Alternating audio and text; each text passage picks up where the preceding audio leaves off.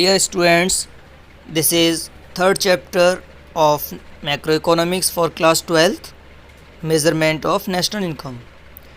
So in this chapter we are going to discuss the methods of measuring national income, how the national income is measured. तो students, आप लोगों ने अभी तक ये definitions वगैरह पढ़ी होंगी कि जीडीपी की डेफिनेशन क्या है, नेशनल इनकम की डेफिनेशन क्या है, लेकिन ये सवाल हमेशा बना रहता है कि इसको कैलकुलेट कैसे करते हैं, नेशनल इनकम हम कैलकुलेट कैसे करेंगे, कैसे जीडीपी निकालेंगे। तो इस चैप्टर में हम 3 मेथड से सीखेंगे कि नेशनल इनकम को कैलकुलेट कैसे किया जाता है। तो इसे कैलकुलेट करने के 3 मेथड हैं। पहला है वैल्यू एडेड मेथड या प्रोडक्ट मेथड भी कहते हैं इसे, और दूसरा है इनकम मेथड, और तीसरा है एक्सपेंडिचर मेथड। तो इन तीनों मेथड से हम सीखेंगे नेशनल इनकम को कैसे काउंट किया जाता है, और इस चैप्टर को हम टोटल 6 लेक्चर्स में कंप्लीट करेंगे, और हर एक मेथड पर 2 लेक्चर्स होंगे। पहले लेक्चर में हम उस मेथड को समझेंगे, जैसे मान लीजिए पहले लेक्चर में वैल्यू एडेड मेथड को समझना है तो उस मेथड को समझेंगे हम पहले लेक्चर में, और उसके अगले लेक्चर में हम उसी मेथड से रिलेटेड जो हम पढ़ चुके होंगे उससे रिलेटेड कुछ क्वेश्चंस को, कुछ प्रॉब्लम्स को सॉल्व करेंगे। जीडीपी, एनडीपी, नेशनल इनकम, ये सब कैलकुलेट करना सीखेंगे। इससे क्या होगा कि जो मेथड हमने पढ़ा है वो हमें अच्छे से क्लियर हो जाएगा।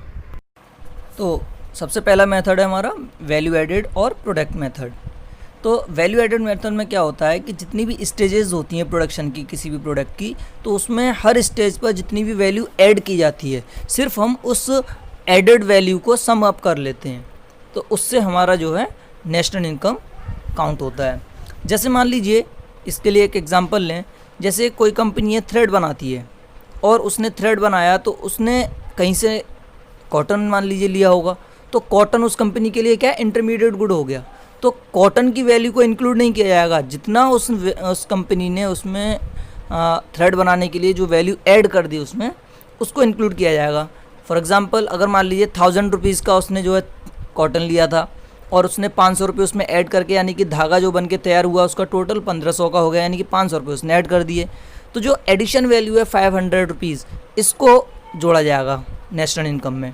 इसी तरह से अब वो थ्रेड जब 1500 का किसी क्लॉथ मैन्युफैक्चरर को दिया जाएगा, तो वो क्या करती है, क्लॉथ मैन्युफैक्चरिंग कंपनी, वो उससे क्लॉथ बनाती है। और सपोज कीजिए वो क्लॉथ बना के तैयार किया उसने 2000 रुपीज़ में, और उसने 1500 का तो थ्रेड दिया होगा, तो इसका मतलब उसने कितना वैल्यू ऐड किया, 500 उसने वैल्यू ऐड कर दिया, क्योंकि 1500 रुपये का उसने थ्रेड खरीदा था और 2000 रुपये का क्लॉथ बना करके सेल कर दिया।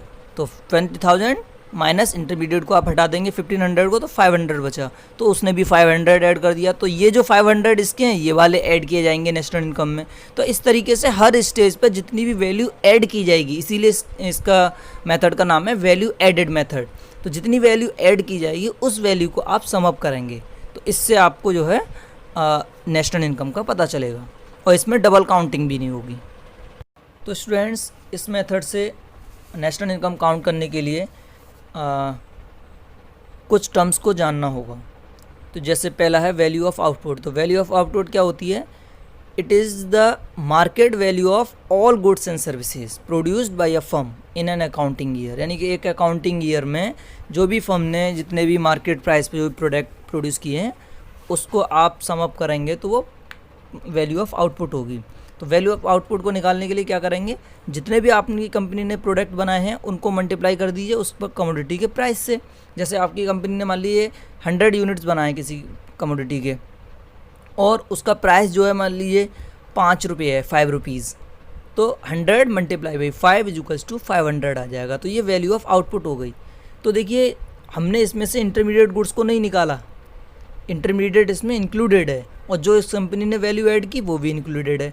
इसलिए इसमें जो वैल्यू ऑफ आउटपुट है, इसमें 2 चीज़ें आती हैं, एक तो इंटरमीडिएट गुड्स जो भी उसने परचेज़ किए होते हैं कहीं से, और दूसरा उसने जो वैल्यू ऐड की है वो। 2 चीज़ें इसमें जो हैं इंक्लूडेड होती हैं ऑलरेडी। या वैल्यू ऑफ आउटपुट को हम ऐसे कह सकते हैं कि sales plus change in stock of inventories, यानी कि जितना भी कंपनी ने सेल किया है वो प्लस स्टॉक में जितना भी चेंज आया है, बदलाव। इसका मतलब हो सकता है कि आपका स्टॉक और बढ़ गया हो, यानी कि प्रोडक्ट तो बन के तैयार है लेकिन सेल नहीं हुआ है, स्टॉक में है अभी कंपनी के पास, या फिर रॉ मटेरियल वगैरह इस टाइप का, ये सभी इसमें जो है इन्वेंट्रीज में आते हैं। इसकी बात हम करेंगे बाद में, बताएंगे इसको अच्छे से। तो sales plus change in stock, इन दोनों को भी सम अप करेंगे, वो भी वैल्यू ऑफ आउटपुट के बराबर होगा। या फिर जो चेंज इन स्टॉक इन्वेंट्रीज है वो बराबर होता है आपका closing stock minus opening stock के। तो हम इसलिए वैल्यू ऑफ आउटपुट को ऐसे भी लिख सकते हैं, sales plus closing stock minus opening stock. तो क्लोजिंग स्टॉक और ओपनिंग स्टॉक चेक किए जाते हैं, जैसे मान लीजिए आप एक महीने बाद या एक हफ्ते बाद या एक साल बाद, जब भी आप चेक कर रहे हो कितना स्टॉक है किसी कंपनी के पास प्रोडक्ट का, तो उसके लिए चेक करने के लिए आप क्लोजिंग स्टॉक देखेंगे, यानी उस टाइम पे कितना स्टॉक है आपके पास, और ओपनिंग यानी इनिशियली जब से आप जिस टाइम पीरियड से चेक करना चाहते हैं उस टाइम पर कितना था, तो उसे माइनस कर देंगे ओपनिंग स्टॉक को। तो आपको पता चलेगा कि टोटल जो चेंज इन इन्वेंट्रीज है वो कितना हुआ है। जैसे मान लीजिए आपको 31 दिसंबर 2019 को चेक करना है कि जो चेंज इन इन्वेंट्रीज कितना रहा, और वो पूरा एक साल का आप चेक करना चाहते हैं। तो देखिए 1 जनवरी 2019 में कितना था, वो तो हो गया आपका ओपनिंग स्टॉक, और 31 दिसंबर 2019 में कितना रहा, वो हो गया आपका क्लोजिंग स्टॉक। तो क्लोजिंग स्टॉक में से यानी 31 दिसंबर वाले में से 1 जनवरी वाले को आप माइनस कर देंगे, तो पता चल जाएगा कि चेंज इन इन्वेंट्रीज कितना हुआ है। Second thing is value added और the gross value added. So the gross value added or the value added is the difference between value of output of a firm in an accounting year and value of inputs brought from other firms। तो इसका मतलब है कि जो आप value added निकालते हैं वो टोटल आउटपुट और जितना इनपुट है उनका डिफरेंस होता है। तो जितना वैल्यू ऑफ आउटपुट आ रही है आपकी निकल करके, उसमें से आप टोटल जितने भी इनपुट्स एज अ इंटरमीडियरी इस्तेमाल हुए हैं उसे माइनस कर दीजिए, तो आपको वैल्यू एडेड का पता चलेगा। क्योंकि अभी हमने बताया था थोड़ी देर पहले कि वैल्यू ऑफ आउटपुट में दोनों चीज़ें इंक्लूड होती हैं, जो वैल्यू ऐड की है वो भी इंक्लूड होती है और इंटरमीडियरी भी इंक्लूड होती है। इंटरमीडियरी यानी कि इनपुट जो इस्तेमाल किए गए, तो उन इनपुट्स को निकाल दीजिए आप, तो क्या बचेगा, सिर्फ वैल्यू एडेड पता चल जाएगी आपको, जो बची बाकी रह गई। जैसे मान लीजिए किसी कंपनी ने कोई प्रोडक्ट बनाया 100 रुपीज़ का बन के तैयार हुआ, लेकिन उसने मान लीजिए 80 रुपीज़ का तो उसमें रॉ मटेरियल लगा दिया किसी दूसरी कंपनी से परचेज़ करके, तो 80 तो इनपुट्स हो गए उसके, 100 का उसका आउटपुट हो गया, तो 100 माइनस 80 इज इक्वल्स टू 20। तो उसने कितनी वैल्यू ऐड की, 20 रुपीज़ की। तो इसे हम लिख सकते हैं यानी कि value of output minus intermediate goods, और वैल्यू ऑफ आउटपुट आपको पता है किसके बराबर है, sales plus closing stock of inventories minus opening stock of inventories. तो ये तो वैल्यू ऑफ आउटपुट के बराबर है, और इसमें से आपने सब्ट्रैक्ट कर दिया, माइनस कर दिया इंटरमीडिएट गुड्स को, तो ये आपको ग्रॉस वैल्यू एडेड GVAMP पता चल जाएगी। Now NVAMP, net value added at market price. देखिए नेट वैल्यू एडेड निकालना है तो सिंपल सी बात है, जब भी हम नेट करते हैं, हम इससे पहले वाले चैप्टर में पढ़ चुके हैं कि कहीं पर भी आपको नेट करना है ग्रॉस से, तो आप डेप्रिशिएशन को माइनस कर देते हैं। तो इसलिए NVAMP is equals to GVAMP यानी कि gross value added at market price minus depreciation. Next आपको निकालना है NVAFC। NVAFC के इसके बराबर होगा NVAMP में से आप NIT नेट इनडायरेक्ट टैक्सेस को निकाल दीजिए, और NIT जो बराबर होता है वो इनडायरेक्ट टैक्सेस माइनस सब्सिडीज़ के बराबर होता है, ये आपको बता चुके हैं हम पहले। NVAFC निकल आएगा, और ये जो NVAFC होता है ये आपका टोटल फैक्टर इनकम के बराबर होता है, right. NVAFC is equals to total factor income. तो इस सब से हमें पता चला कि जो टोटल वैल्यू एडेड या ग्रॉस वैल्यू एडेड है वो निकालना बहुत ज़रूरी है इस मेथड के थ्रू। तो इसे समझने के लिए ये एक एग्जांपल आपके सामने दिया है कि ग्रॉस वैल्यू एडेड निकालेंगे कैसे आप। जैसे मान लीजिए कि कोई फार्मर है, वो कोई प्रोडक्ट जैसे कि कॉटन सेल कर रहा है, तो दूसरी स्टेज में देखिए ये कॉटन सेल कर रहा है, और ये सेल की इसका यानी कि टोटल आउटपुट 1000 का ही है। हम सपोज़ कीजिए वो कॉटन जो सेल की उसने 1000 रुपीज़ की सेल की, तो इसमें अब कोई पहली स्टेज है इसलिए इसने कुछ भी वैल्यू ऐड नहीं की, वो टोटल जो वैल्यू थी वही वैल्यू एडेड है, वही उसका टोटल आउटपुट है, सब कुछ वही था। ये किसी फर्म ने परचेज़ की, थ्रेड बनाने वाली ने सपोज़ कीजिए, तो उसने कोई वैल्यू अलग से उसमें ऐड नहीं की, इसलिए 1000 माइनस 0 करके ये 1000 के बराबर ही आ गया। थ्रेड मैन्युफैक्चरर ने उसे परचेज कर लिया, तो उसने थ्रेड बनाया। तो उसने जो परचेज किया था वो परचेज कितने का किया था, यानी इंटरमीडिएट कंजम्पशन जो दिया हुआ है वो डी वाले में इंटरमीडिएट कंजम्पशन, तो 1000 रुपीज़ का उसने परचेज किया, क्योंकि 1000 का ही तो सेल किया है उसने, 1000 का परचेज किया। अब इसमें इसने जो थ्रेड बना के तैयार किया वो कर दिया 1500 रुपीज़ का। तो इसका मतलब 1500 माइनस 1000, तो 500 इसने वैल्यू ऐड कर दी उसमें, राइट। इसी तरह से जब 1500 का इसने सेल किया होगा तो वो सपोज कीजिए क्लॉथ मिल को सेल कर दिया इसने, तो क्लॉथ मिल को जब सेल किया तो उसने 1500 उसके लिए इंटरमीडिएट हो गया, और उसने उसकी टोटल वैल्यू जो आउटपुट की निकल के आई वो 1900 निकल के आती है। तो इसने कितनी वैल्यू ऐड कर दी, यानी 1500 इसने इंटरमीडिएट यूज़ कर लिया और 1900 का सेल किया, इसका मतलब 400 रुपये इसने ऐड कर दिए, 1900 माइनस 1500। अब फाइनली फोर्थ स्टेज में क्या हुआ कि वो जो क्लॉथ था वो शर्ट बनाने वाली मैन्युफैक्चरिंग जो भी गारमेंट है उसको सेल किया गया, ठीक है। तो उसने जो है वो शर्ट बना के तैयार की वो 2500 रुपीज़ की, यानी कि जो कपड़ा उसने परचेज़ किया था वो 1900 का परचेज़ किया, तो 1900 उसका इंटरमीडिएट कंजम्पशन हो गया, जबकि उसने जो सेल किया उसे वो 2500 रुपीज़ का, तो इसका मतलब उसने 600 रुपीज़ ऐड कर दिए। तो ये जो लास्ट स्टेज में जो आ रहा है ई निकल करके लास्ट वाला, ये है आपका टोटल वैल्यू एडेड, यानी कि 2500 रुपीज़ उसने टोटल वैल्यू ऐड कर दी आपके पूरे के पूरे प्रोसीजर में इसमें। तो ये जो 2500 हैं सिर्फ यही इंक्लूड किए जाएंगे नेशनल इनकम में, ना कि आपके ये 6900 जो निकल के आ रहा है ग्रॉस वैल्यू आउटपुट, जिसमें इंटरमीडिएट भी इंक्लूड है, वो नहीं किया जाएगा और इंटरमीडिएट भी नहीं किया जाएगा। तो इसका मतलब इनका जो डिफरेंस हमने निकाल करके जो सिर्फ ग्रॉस वैल्यू एडेड निकाली है उसको ऐड किया जाएगा। तो इसका मतलब 6900 माइनस 4400 इज इक्वल्स टू 2500। तो ये जो 2500 है इसको ऐड किया जाएगा नेशनल इनकम में। ये होता है एक तरीका ग्रॉस वैल्यू ऐड को निकालने का। Now the estimation of national income through value added method. तो how we will estimate the national income through this method?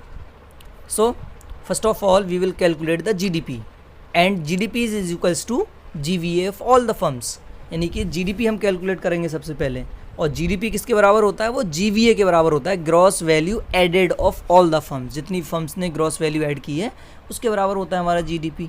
तो इसलिए हम कह सकते हैं कि GDP MP equals to sum of the gross value added by all the firms in the domestic territory of the country.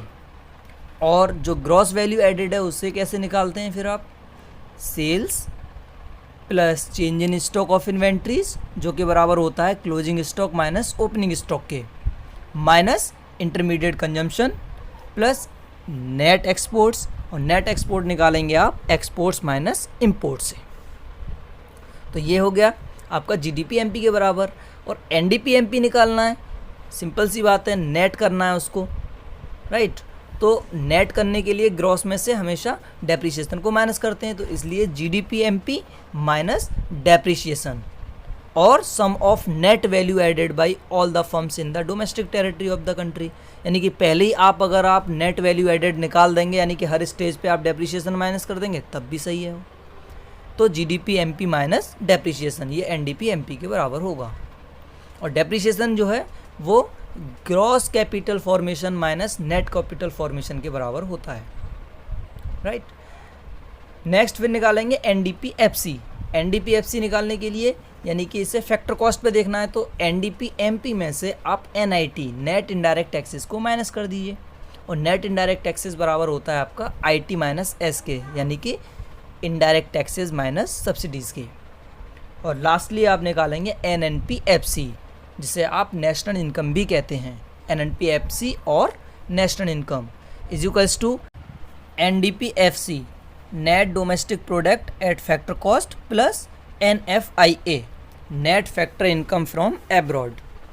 तो NFIA कैसे निकालेंगे आप, NFIA is equals to factor income from abroad minus factor income to abroad, यानी कि जितने भी factor income आप दूसरे कंट्रीज से कमा कर ला रहे हैं, जितनी भी इनकम इंडिया में आ रही है उसमें से माइनस कर दीजिए जितनी भी इनकम पे की जा रही है जो फॉरेनर्स इंडिया के अंदर काम कर रहे हैं उनको, तो यानी जितनी इनकम हमारे कंट्री में आ रही है उसमें से माइनस कर देंगे जो इनकम पे की जा रही है, तो ये NFIA के बराबर होगी। तो इस तरह से हम इस मेथड से नेशनल इनकम को कैलकुलेट करेंगे। और आखिर में हम बात करेंगे इसके प्रिकॉशंस के बारे में कि क्या क्या सावधानियां बरतनी चाहिए हमें जब हम वैल्यू एडेड मेथड से नेशनल इनकम को कैलकुलेट करें। तो पहला है कि इंटरमीडिएट गुड्स को कभी भी नेशनल इनकम में काउंट नहीं करते हैं, क्योंकि वो ऑलरेडी फाइनल गुड्स में काउंट हो जाते हैं। इस वजह से हम इंटरमीडिएट गुड्स को काउंट नहीं करेंगे। सेकंड, जो सेकंड हैंड गुड्स होते हैं उनके सेल परचेज को हम काउंट नहीं करते, क्योंकि सेकंड हैंड गुड्स तो ऑलरेडी जो है वो पहली बार जब फर्स्ट हैंड परचेज किए गए होंगे उस टाइम पे उनकी वैल्यू ऐड कर दी गई होगी, तो इसलिए सेकंड हैंड गुड्स को ऐड नहीं करते। हाँ, ये है कि इसमें जो भी ब्रोकर्स होते हैं या जो भी कमीशन होता है वो कमीशन जो है वो ऐड किया जाएगा नेशनल इनकम में। Next is production of services for self consumption are not included, यानी कि ऐसी सर्विसेज जो अपने इस्तेमाल में लाई जाती हैं खुद के में, उनको इंक्लूड नहीं किया जाता है नेशनल इनकम में। जैसे हाउस वाइफ है, किचन में काम कर रही है, उसकी जो सर्विस है उसको यूज़ नहीं किया जाएगा। गार्डनिंग वगैरह करना, उसमें जो सर्विस आप लगा रहे हैं उसकी वैल्यू को इंक्लूड नहीं किया जाएगा, क्योंकि इसकी एग्जैक्ट वैल्यू जो मार्केट वैल्यू है वो पता नहीं चल पाती है, इस वजह से इसे इंक्लूड नहीं किया जाएगा नेशनल इनकम में। जबकि अगर कोई पेड सर्विसेज हैं, चाहे वो मेड हो, ड्राइवर्स हों, प्राइवेट ट्यूटर्स हों, कोई भी हों, उनकी जो भी इनकम जनरेट होगी उसको नेशनल इनकम में इंक्लूड किया जाएगा।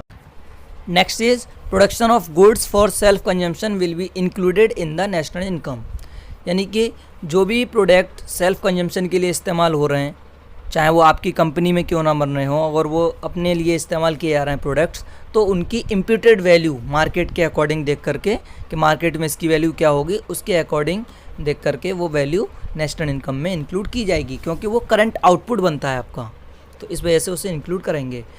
And lastly, imputed value of owner occupied houses should be included, यानी कि किसी का खुद का घर है तो उसकी जो इम्प्यूटेड रेंट की वैल्यू है उसे इंक्लूड किया जाएगा नेशनल इनकम में। Thank you students. तो आपने देखा कि वैल्यू एडेड मेथड से हम नेशनल इनकम को कैसे काउंट करते हैं। तो इसे और अच्छे से क्लियर करने के लिए इसकी नेक्स्ट वीडियो में सेकंड पार्ट में हम इससे वैल्यू एडेड मेथड से रिलेटेड कुछ क्वेश्चंस को सॉल्व करेंगे कि हम नेशनल इनकम कैसे काउंट करेंगे, जिससे आपको ये मेथड बिल्कुल क्लियर हो जाए। तो स्टूडेंट्स, इसके नोट्स आप डिस्क्रिप्शन में जा कर के लिंक दिया हुआ है, वहाँ से डाउनलोड कर सकते हैं।